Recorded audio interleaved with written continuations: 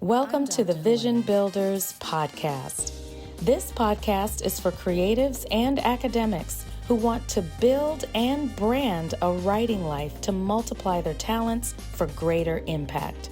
If you're ready to capture your stories, amplify your voice, and monetize your style, you're in the right place. We are Vision Builders. Let's get into it. Welcome to the Vision Builders podcast. We have a very special episode going right now because I am here to introduce a really wonderful scholar and creative artist. She does all the things. I am going to introduce her. This is Crystal Daye, and she is amazing. She has earned an international certification as a Christian life coach. She has more than 15 years of public speaking under her belt. She has coached thousands of authors through the writing and publishing of their books because she is also CEO of Dayelight Publishers. So it's really special that she's here with us. She's an award-winning 5-time best-selling author herself. Welcome to the Vision Builders podcast. Thank you for joining us. I'm super excited to be here, Dr. Helen. And, it's just a privilege to see you just operate in purpose. Sometimes when I read your email, I feel like, it's like kindred spirit. So I'm Yes, truly 100%. Thank you so much. And y'all are probably falling in love with Crystal right now as we speak because you have heard her accent. How did you start writing? All right, so there are two parts of it, right? Like you mentioned, I am from Jamaica, so if they hear the accent, I'm definitely a Caribbean queen here. And I currently still live in Jamaica. I do travel a lot back and forth because I grew up in Kingston. I would say a very violent prone community here in Kingston. I grew up in poverty. I tell persons that, there are many days I went to school without lunch money. There are many days I went to bed hungry. I remember there are days when I slept on the floor because, 5 children, we have 2 bedrooms as the eldest. I'm the eldest of my siblings. So, you as the oldest, you were the ones that sleep on the ground. From I was younger, I just remember always having dreams. Dreams mean just desiring more for myself and for my life, if that makes sense. So even though I grew up in poverty, I just knew that that wasn't what I was destined to do. But I don't know, I guess part of me also knew that I had to make a choice from an early age how I would navigate this. And, I tell people that to God be the glory for my parents who would have instilled a desire for education. And my dad would always tell me the only way out of the inner city and that poverty life would be through getting a quality education. Fast forward to writing, I'm going to say probably about 9 years old, if I remember correctly. My mom gave me a diary as a birthday gift when I was about 9 years old. And I think that was what planted the seed of writing because I tease her because I said one, I think I used to love talk, from I remember at 3 years old at basic school, they would say Crystal is brilliant, but she talks too much, Oh and my gosh, this is my story too, Chris.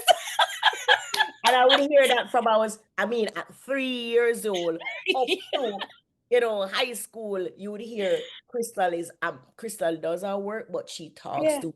Gets her work done, but if we could just stop her mouth from Yes. running. Just stop.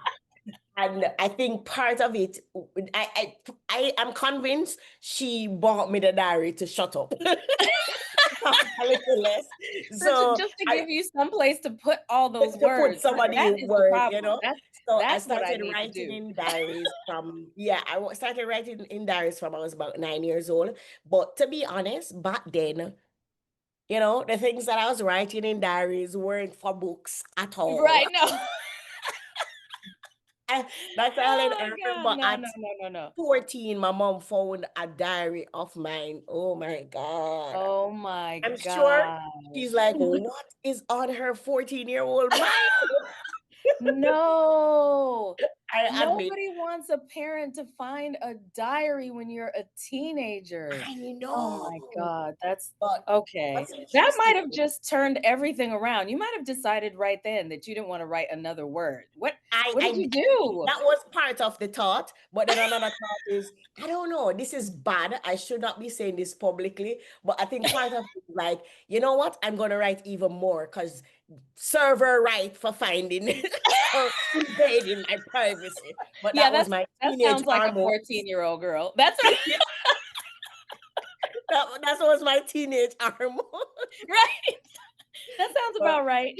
well, that's funny. But fast forward, in high school, I didn't think that I was this great writer, to be honest. I actually think I suck at like write the things academically, like especially Mhm. when it comes on to poetry and writing imaginative things. I definitely was not that person. And Mhm. I give you another joke. So my daughter, she is 13 now. She's 13 at this moment. And when she was about 11, she was doing an assignment for school to write poetry. And I helped her to write the poems, right? I write a poem about, I don't Yeah. remember. And the teacher said, "This is the worst poem I've ever seen in my No. life." And my daughter No. at 11 said to her, "Miss, you must be incorrect because my mother is an international best-selling author of pen."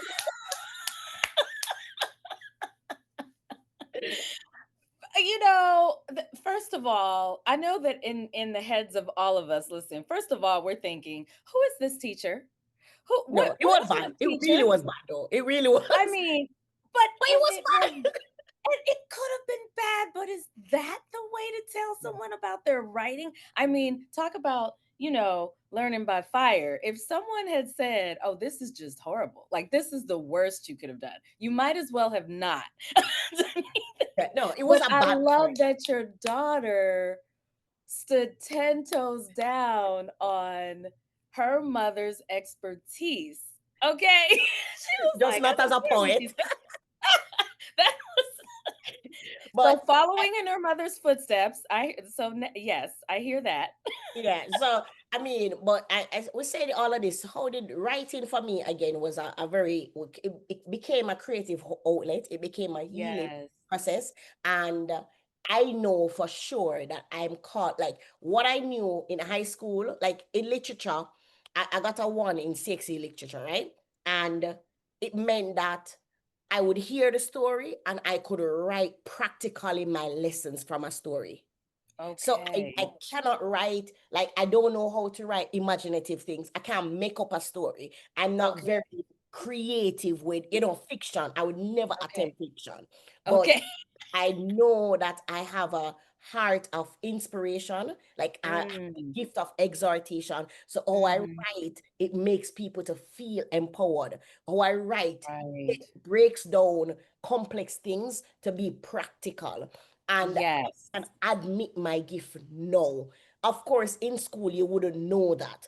And Right. as I know I'm a publisher, I know that I'm called to serve in the nonfiction space, Yes. educating, empowering, inspiring audiences with my writing, but not necessarily entertaining, which is what, or escaping, which is what fiction writing does.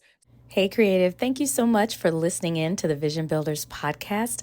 I want to make sure that you don't miss out on what is coming up very, very soon, and that is our fall writing retreat. The Salt and Solace writing retreat is right around the corner.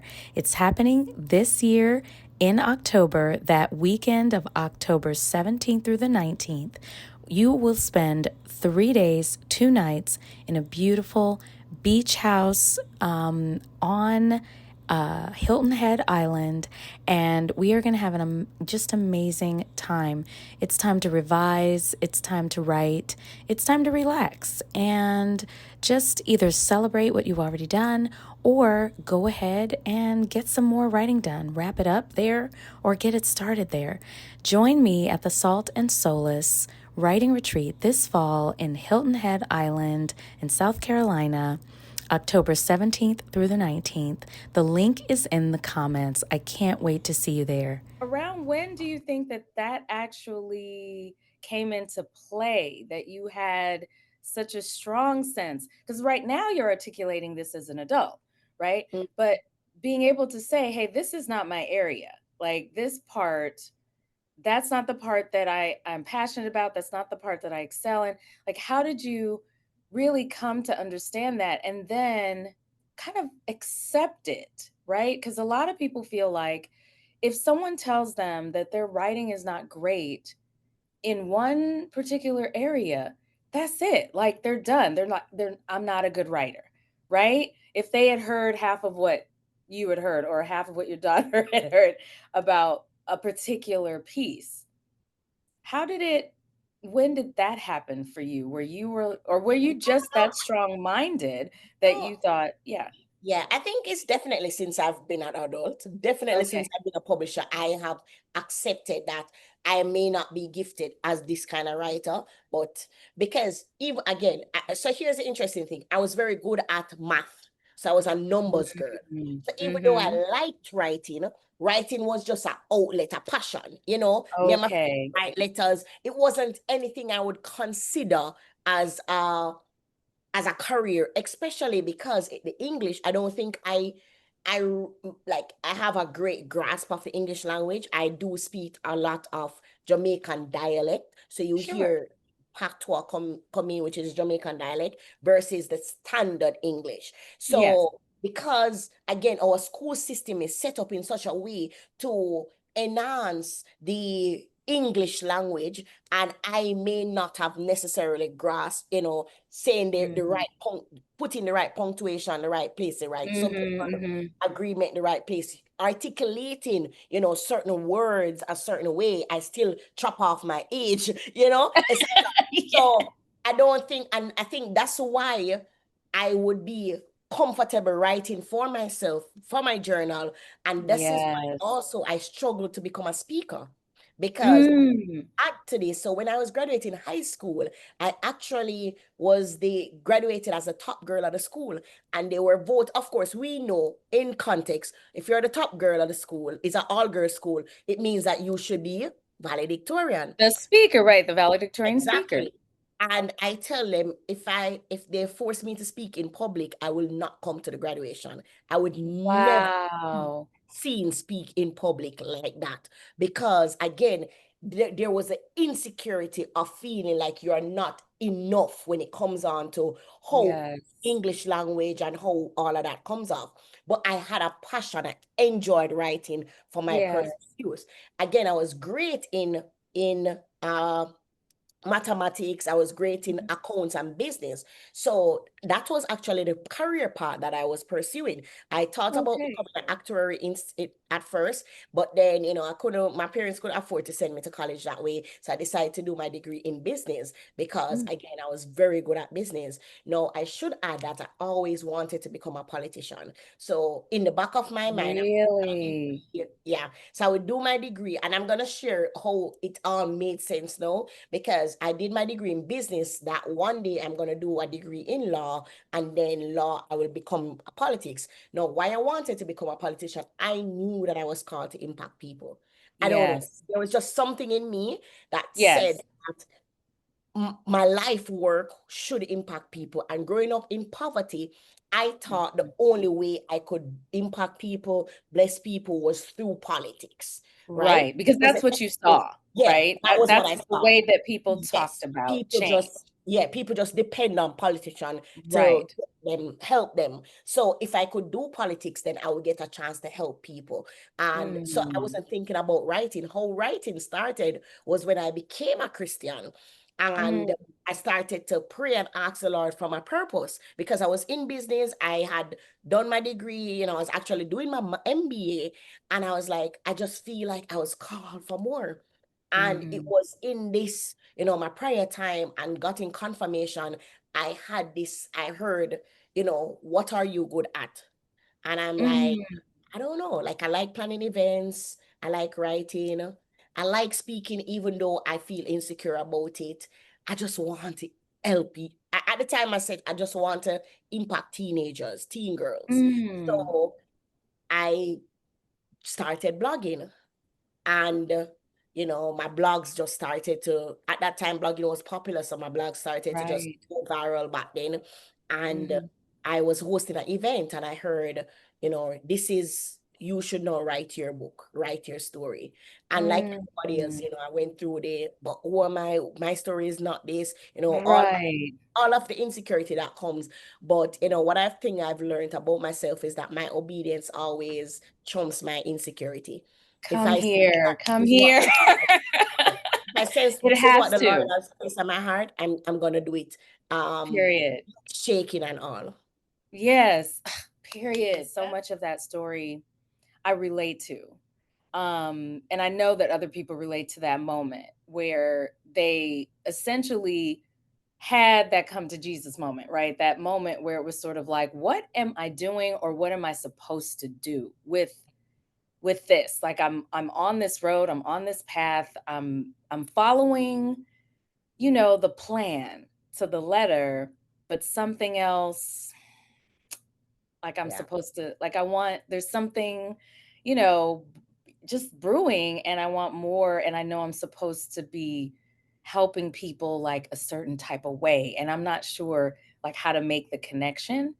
And that is fascinating that you always knew that it was really about, it wasn't about the job. It wasn't that just the politician was just the job that you related to change and impacting people based on your story. But in effect, you were really kind of asking God, like, what, but, what am I supposed to do if not this? Like, I'm following the path that sounds right, Yeah. right? I'm in business, I'm doing these types of things because those are the skill sets, right? Like, those are the skill sets that we learn and we're training and we're thinking, this is good. But we don't necessarily put that together. And then when God finally sets us down and says, like, what are the talents that I get? Like, what, Yeah. it's Yeah. it's like in Matthew, right? Like, it's like, what are the talents? I've given you a certain group of talents. What is it that you are able to do best? And those things that come so naturally. So then you decide, you're like, I'm a numbers person, so I'm a business person. And then you're like, but this is my kind of creative outlet. And you discover, okay, it maybe isn't a politician. I just need to like pull this stuff together. What did you do? Like, how did you begin to say, okay, I've got to integrate this thing? I don't like speaking, but I mean, I do like speaking, but I don't know how to do it in the way that, so you begin to pull these things together. When does it kind of start to make sense? Yeah, I think when it started to make sense. So initially, when I started to write, speak, I wasn't thinking about business at all. Mm, I was a Christian. I was integrated in my church. I'm like, okay. I hosted an event for teen girls at the time. I was mm. hosting workshop for teen girls in the community. I wouldn't speak though. I would get other women to come and speak. Other people to I would speak. organize, yeah. And the, it, here's the thing.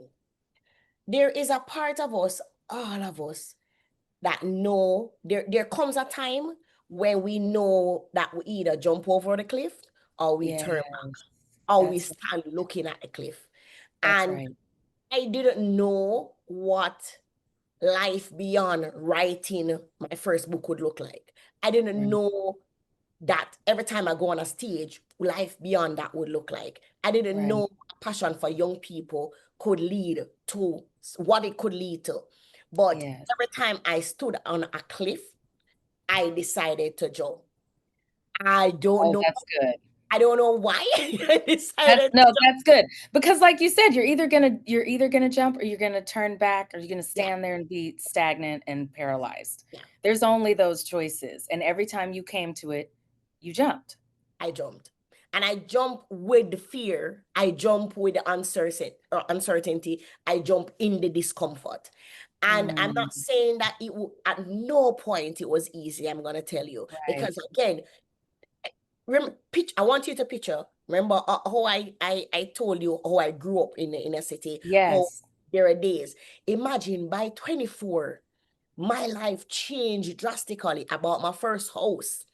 I completed my Wow. first first in my family to buy a house, first in my family to buy a car, first in my family to finish college. By now I started to travel. I'm the first person in my family to even have a passport, much less to travel overseas. Like Right. to Transformative, utterly 20, at transformative. 24, 25. 24 years old. 24, 25, I had my daughter, and Wow. she was the first grandchild for my parents. So, she's already You spoiled. were the golden child, I, Crystal. You I were the am, I golden. was the golden child. And this for me was important, not for myself, but for my siblings. Because if Yes. remember, I am the eldest at five. So I knew if I got out of that life, there's a Mm-hmm. strong possibilities that my brothers and my sisters will follow. There's a Right. strong possibility. And Mm-hmm. they did. Both of my brothers right now serve in the US Navy. Okay. Unfortunately, my sister died in 2018 at 21. So Oh, one of my younger sister died, and now my other younger sister, she is 19. She's engaged. She's doing her thing. So to the world, I would have made it. To the mm-hmm. culture, to my Yes. parents, I did Yes. what I said I was going to do. Not easy, but I did it. Why Right. would you want to plunge into something else?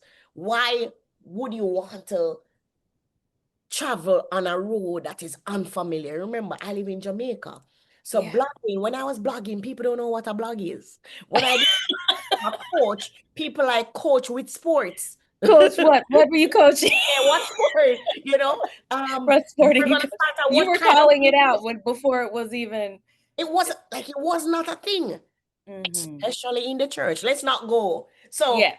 Yes. the church is behind the world. So the world Yeah. didn't get it, but the church even worse didn't get it.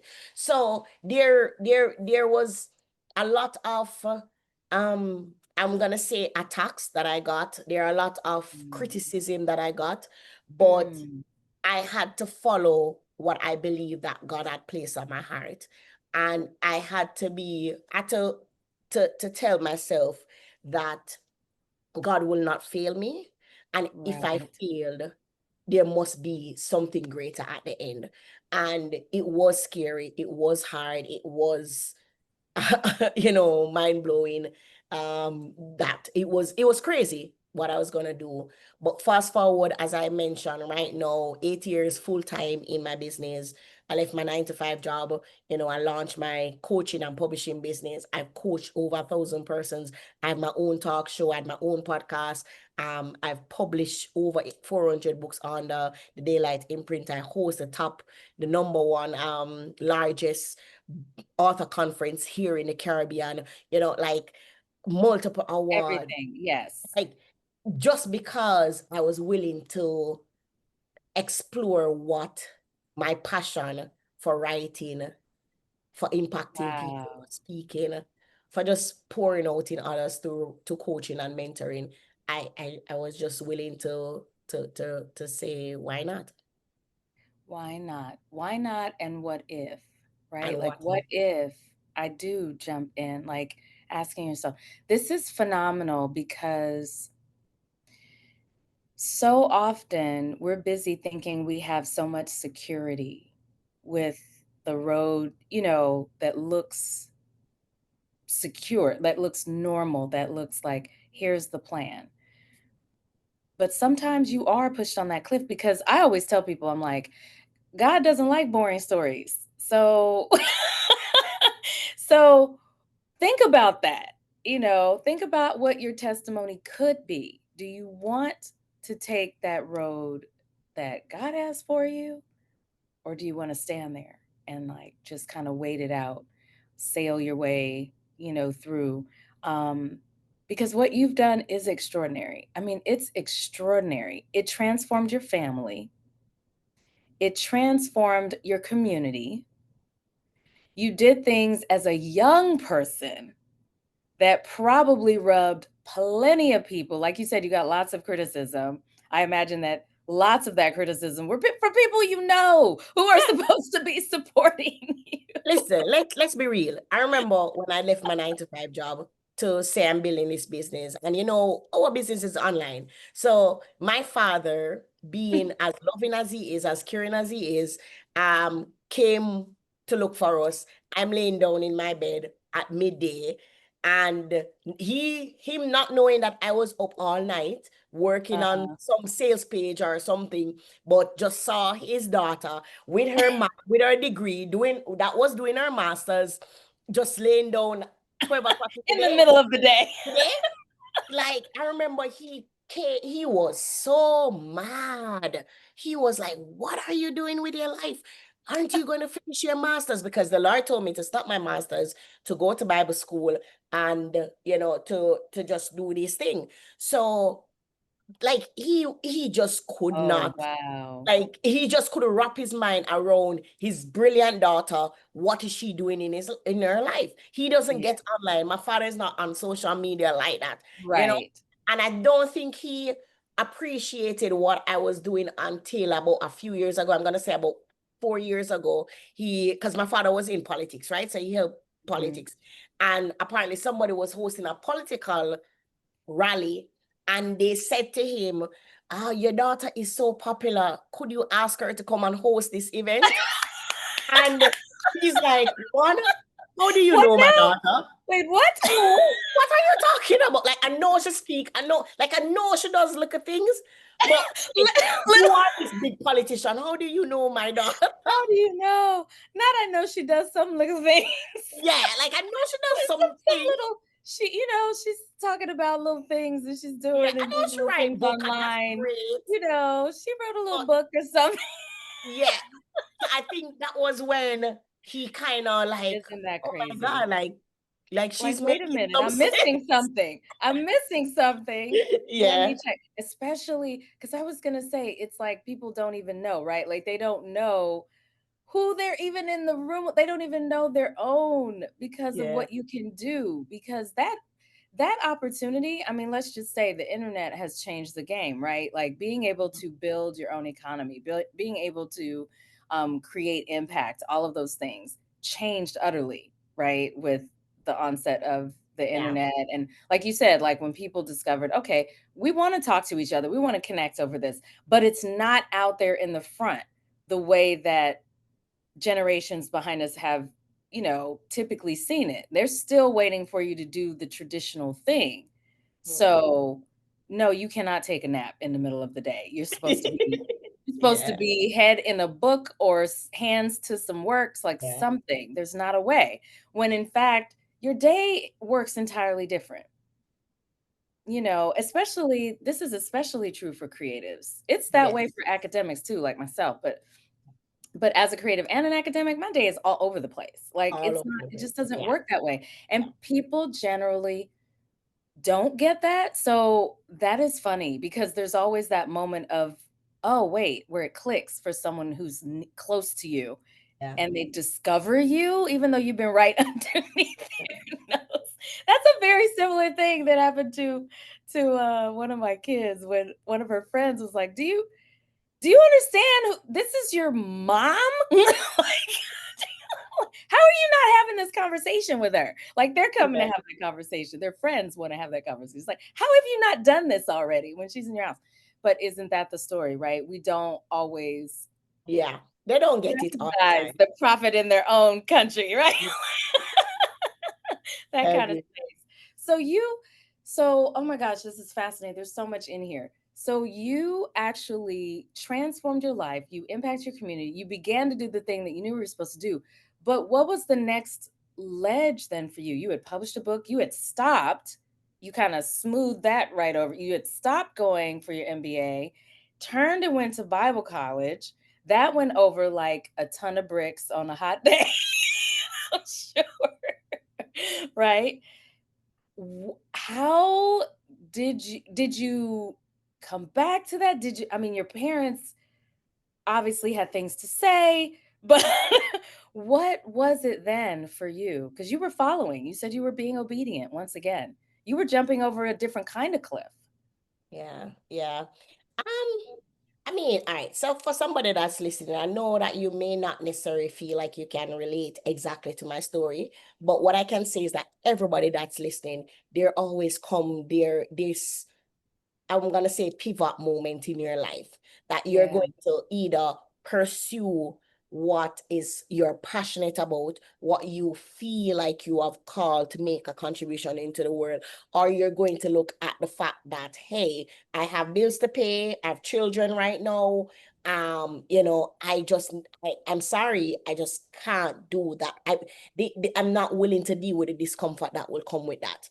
And as I said, when I wrote my first book, that was 2016, Living Our Reality. I mean, the book, it honestly, like, the success of the book blew my mind. Even Wow. though I started getting booked for speaking engagement. I started speaking in Jamaica. People started to invite me on podcasts. I started to develop some traction. But then when the book came out, and I remember setting this goal at the time, 2016, in Jamaica, most of the authors that I knew, they weren't even on Amazon at that time. Like, very few Okay. people on Amazon. And I was like, oh, I saw this thing that I want to become this Amazon bestseller. Mind you, I don't know much about Amazon at 2016. I just knew that I saw something about, I'm like, okay, within 6 months, I need to figure out how to become an Amazon bestseller. And when my book, Oh, you just decided that. You just said in 6 months I need to be an Amazon bestseller. yeah, because I was doing a research online. By now, Okay. I just saw people talking about Amazon bestseller list, and you're like, Yes. I was like, okay, whoa, if I could become, because at the time, I'm up to this day, I can't say I knew any Jamaicans. I'm not saying any other Jamaican didn't do it, Right. didn't Yeah. know them, You just right? didn't know I them. Yes. didn't.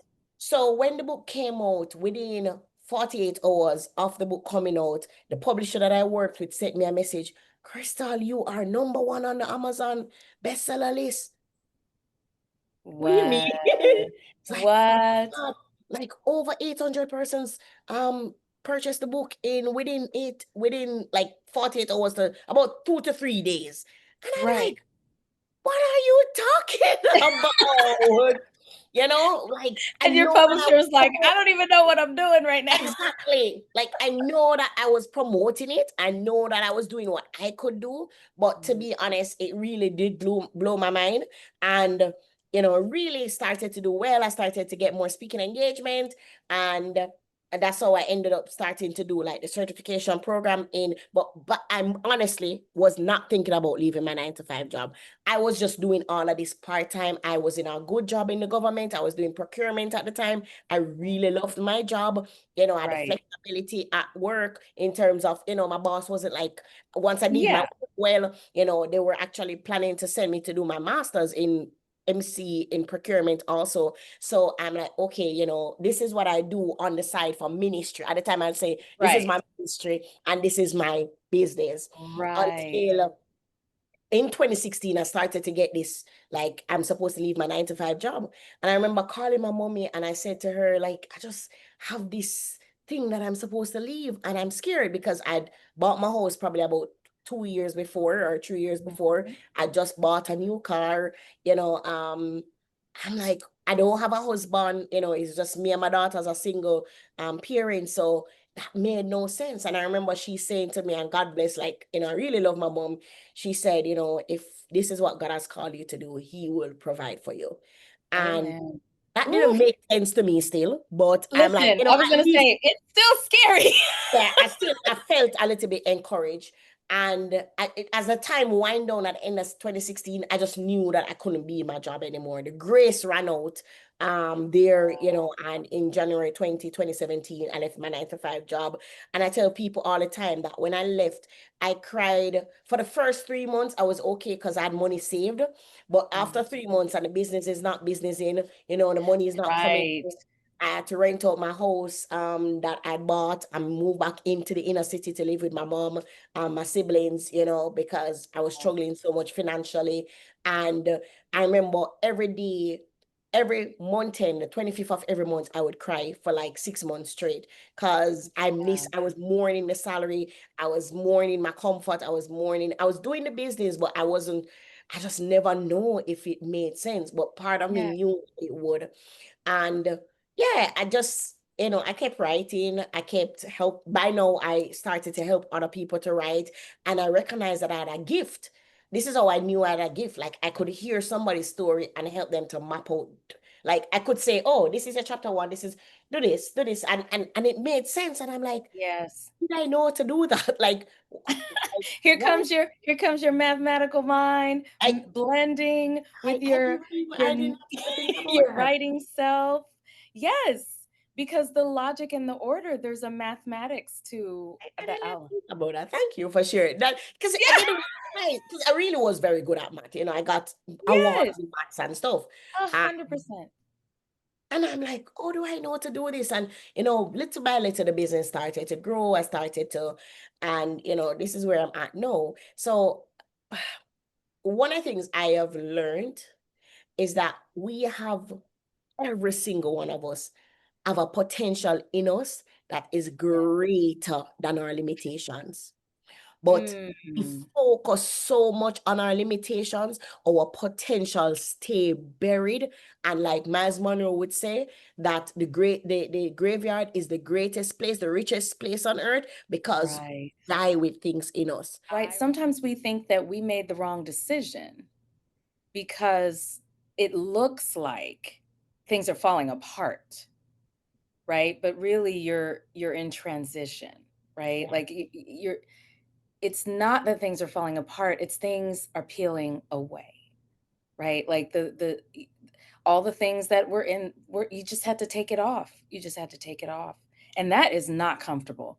That is absolutely not comfortable. It's a faith build, but it's not comfortable because like you said, mourning. You're just going to mourning. It's like you're in disbelief. I made this choice. I'm following what I believe I'm supposed to be doing. Obedience is not supposed to look like me being broke. Like, It was not like, right?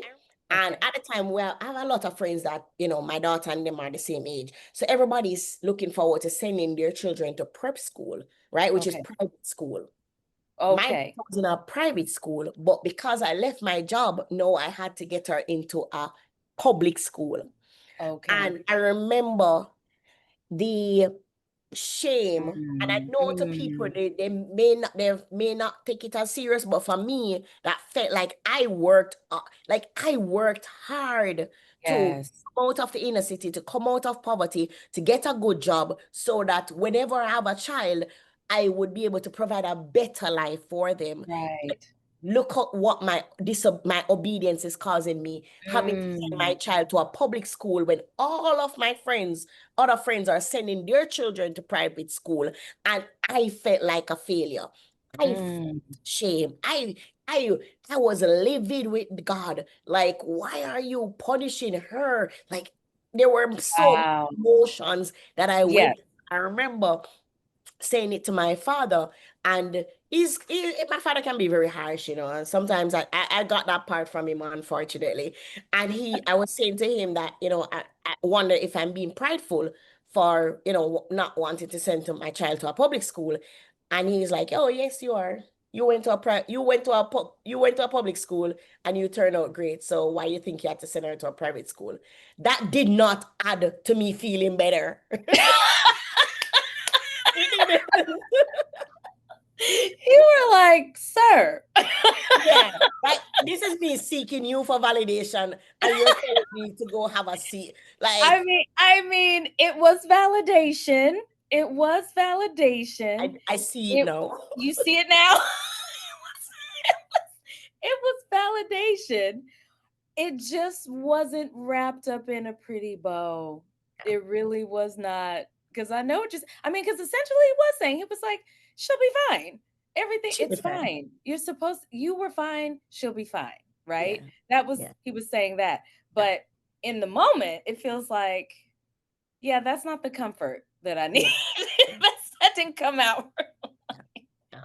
And Oh, the Lord, in that moment too, oh, I remember going to, and it was my public school that the Lord sent me. I should send her, and I did not oh, like school. wow. So I hated my primary school growing up, right?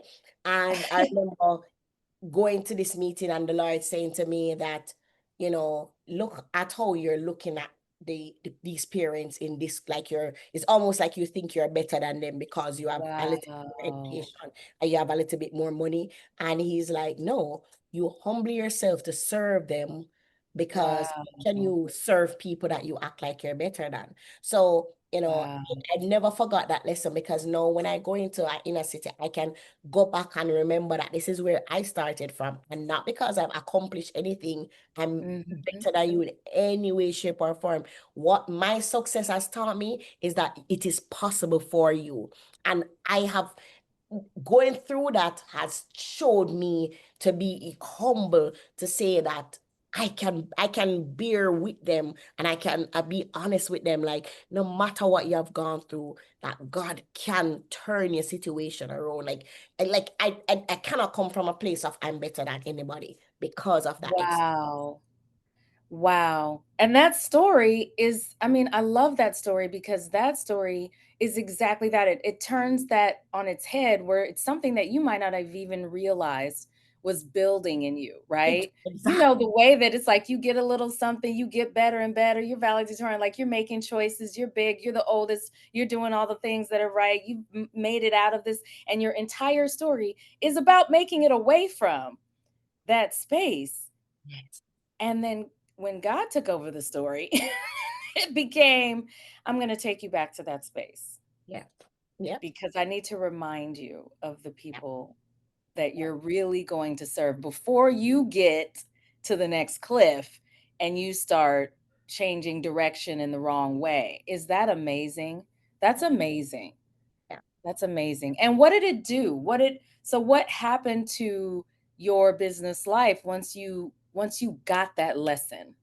Right? Once that lesson settled in, what was there anything that actually changed, or were the Yeah, come on. decisions? If you know that because again, you when you're like you said, accomplishing a lot of success, sometimes it becomes, oh, I'm such a successful person, and I Mm, am this, I am that, and you forget that mm, reality is that God has called you to serve people. Our writing is to serve people. We don't write right, books just because we want the money, and everything that comes with it is great. But when we write our books, it's so that when somebody, they can see themselves in it, they can see possibilities for themselves. So right. even how I share my story now is from a different place, a place of humility, to say that I could, my story could have been different, it could have been Yes. so much different, but God's grace really and truly has taken me here, is not by the good that I have done. Also, it has allowed me to explore, knowing that, really and truly, you cannot judge anyone based on where they're from. Never Mm, judge anyone based on there from there, because their story can turn around in 1 minute, in in 1 minute. any moment. They can make a different decision at any time, right? And if you Mhm. think about, even in Jamaica, we know a lot of the athletes in Jamaica, most of them are from the most extreme, humblest beginnings, right? And then they have gotten to a Yes. pinnacle of success and financial wealth, and they're able to give back. When I think about Shelley and Fraser, Price, and she, one of the Mhm. fastest men in the world, how Yeah. she, because her philanthropic efforts here in Jamaica is is timeless. Like, the amount of Wow. families that she blesses with football, with sports scholarship. A lot of teenagers can go back to school because she is spending money on them. When she keep treating her in her where she's from in the inner city, giving young people an opportunity. Like, it's just, it requires humility for you to serve from a pure place. That's exactly right. Wow. Serving from a pure place. Mm. I Oh, don't thank you mean, for that. there are some people that, we know people that have money and they just give because, oh, Sure. it Well, makes me look giving, good. I was gonna say giving because it looks good, or giving It because you looks, gotta get rid of some money for your yes, taxes is yes. a different There's a situation. difference That's from, a different thing. I But know, giving like, because you understand first from where you come, regardless of where that is. You mm, know that you are not better. than any other person. Like you said, it just in a single moment, a blink of an eye, that person could be changed. But then also giving from a place understanding that you are supposed to be part of the change that happens. Be part of the plan, right? In terms of serving others, because no one did that by themselves. It was God and the hands and feet that he put in place. So I hope everyone in the audience is just like taking mental notes, taking written notes about all of these gems that you are dropping and holding on to that, because that's wisdom. That's wisdom in a very young person. That's wisdom. I I mean, keep teasing her about her age because she's younger than me. That's fun. Because I don't think 38 is young, but you're a little grown. I feel like you got to get over 40 before you're a little grown. Fine. Fair enough. Fair enough. What is a piece of advice that you find yourself giving to other writers the most often? Like, what is the one thing this thing might be on repeat, or maybe it's a mistake that a lot of authors make? What I teach right now, there are three types of writers, right? One, you have what I call the gifted writer. The gifted writer is those persons that they just know instinctively from as long as they are great writers. When they put words on paper, it just impact people. You know that you're just gifted, you're born to do this. And I believe that you have what we call equip writers, right? So the equip writers are those who may not necessarily be the strongest writer, but they read books and they read books and they read They're things trained. and they train themselves to be better writers, right? And then I have what I call the called writers that tell themselves that they don't know anything about writing. Actually, I hate writing, but they have a story to tell, or they have a something story to to tell. share. So they can write. And I give examples. So like a John Bevere, he says he's a called writer because he says I did engineering because I scored a 310 or something like that on the SATs. Like English is in my worst language, but the Lord has blessed him to write 40 books. Called him to write 40 books because that's a part of the calling that God has given him. So for writers, that's persons that are your creatives, you can find yourself in which one. I'm gifted. The thing with being gifted is that have the advantage of producing different kinds of pieces, right? Similar, if you come from a place of impact, you can either do it strive in academic space, you can strive in the fiction space, you can strive in the non-fiction space because you are gifted. It's just natural to you. When the gifted writer, no, sorry, the equipped writer, they're more like, I like it, but I know I need to just work on it a little bit more. And you just know most of the time that kind of writer, their desire to write just comes from a place of impacting others or inspiring others, right? And then of course the call writer is that person that they just know that even though I'm not great at this, even though this is not what I love to do, I know I must do it because there's a generation waiting.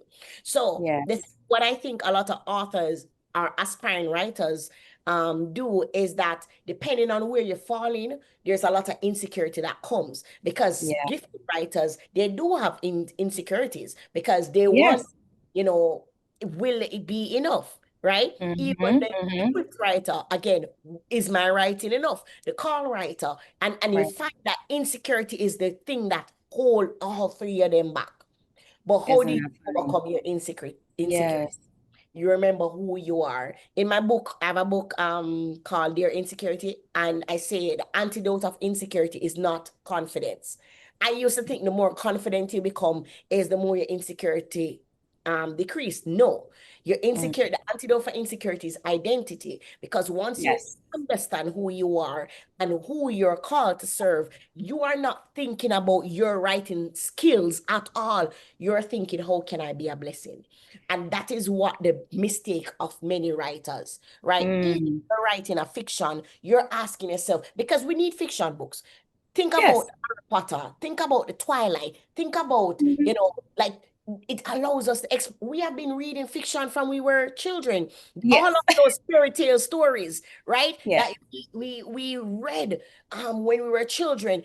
It was needed as a part of our development, right? Yes. About all the academic books that have been written has helped to increase our knowledge. Think about the self-help industry and how it's increased drastically in the last few years. Think about how much books helped us through the pandemic. That's Right? right. Think That's about right. books helping us through the pandemic. So it means that no matter where you fall into the category, you are necessary. Your Hmm. writing is important because it's a gift to the It's next who you generation. are. Yes. It's what you're meant to do. And thinking about who you are. Oh, Yes. that's good. Yes, because who you are is going to help you understand that calling and that purpose, like you said, like you're supposed to be giving, you're supposed to be serving, you're supposed to be turning your story, your training, all of those things into something greater, some kind of message for other people to be transformed by. And that's that's amazing. Can you just tell everyone where they can find you? There are so many outlets. Just rattle some things off. This young lady has a show. She's a Yeah. publisher. She's got all the things. My favorite right now is Instagram, to be honest, but I'm on all platforms. I post every day. Also, I have a very active YouTube channel, and I recently just completed a series called Right to Wealth. So I talked about how to use writing to build wealth because this is now my livelihood. So Yes, I could just take the writing only as inspiration and to find ways to profit from writing because this is now my new career. And a right. lot of persons don't always see becoming an author as a career As anymore. a So, career. That's right, right. if you go on my YouTube, Crystal Daye, Daye, or Crystal Day on the social media platform, you can check out that series on YouTube. Outside of that, again, you can find me on my websites and I'm everywhere. I've not I've not done a podcast in a while that talks about writing. So I want Mhm. to thank you for this opportunity because I think, when you live such a multifaceted life like I do, um, Mhm. sometimes you forget about why you do what you do. Yeah. And I was working on a new book recently, to come out sometime next year in 2026. And I was getting frustrated because I'm like, does it like you already write 11 books? Do you need more? But I was reminded, even in my own sharing, that this is necessary because this is leaving a generation, blessing a generation beyond me. Way beyond for multiple generations. We are still reading books Yes. that people have long gone and they are still impactful. I'm still teaching books that are Yes. impactful, that are transformative for students. Crystal, thank you so much. Thank you Thank you for so having much me. for this time. Such fun. I mean, I am so blown away. Now, y'all understand, I did not know all these things about Christopher. I just knew we were kindred spirits. She's a lovely human and she does amazing work.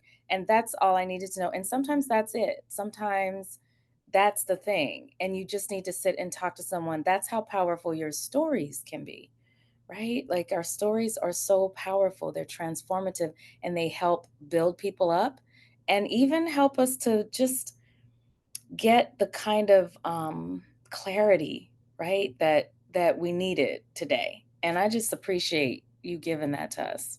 That's amazing. Thank Thank you you. so much.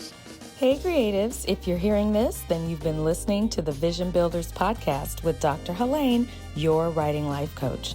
Join me next time to get more insights, tools, and resources to help you get the clarity and direction you need to finish that project and build your vision. If you enjoyed this episode, please leave me a review on Apple Podcasts and Spotify. Y'all know how this works. And share. Let somebody else know what you are learning in this podcast. All right. Now, let me know what topics you might want to hear about in future episodes by dropping an idea in the comments. I can't wait to hear, and I definitely love to talk. So, with that, I will sign off. Bye.